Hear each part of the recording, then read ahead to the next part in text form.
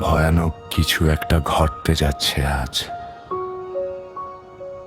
আকাশের নীল ফেটে গিয়ে চুইয়ে পড়ছে তামাটে পারদত।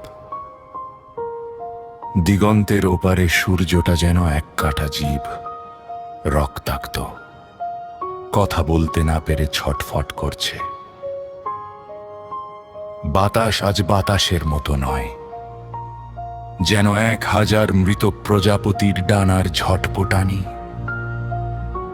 শহরের রাজপথগুলো হঠাৎ লম্বা সাপের মতো ফনা তুলেছে। ল্যাম্পপোস্টগুলো ঝুঁকে দেখছে আমাদের পকেটে। কতটুকু বিবেক বাকি? ভণ্ডামির দেয়ালে আজ ঘাম নয়, কাঁচা মিথ্যে চুইয়ে পড়ছে। আর ঘড়িগুলো উল্টো ঘুরতে ঘুরতে সময়কে গিলে নিচ্ছে। সমুদ্রের মাছেরা আজ ডাঙায় উঠে শিখছে মিথ্যে বলা, আর বাগানের গোলাপগুলো ফুটেছে লোহার কাটা হয়ে।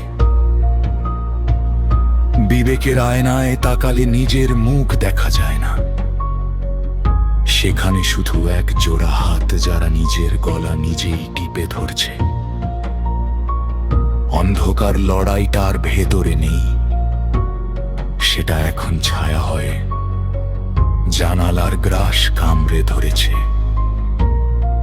বজ্রপাত হবে না, হবে শুধু হাড় ভাঙার শব্দ।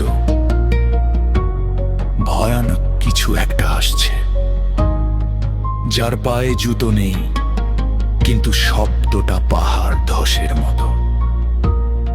মাটির নিচে শিকড়রা নিজেদের জড়িয়ে ধরছে ভয়, কারণ ওপরের আকাশটা আজ একটা বড় স্বর।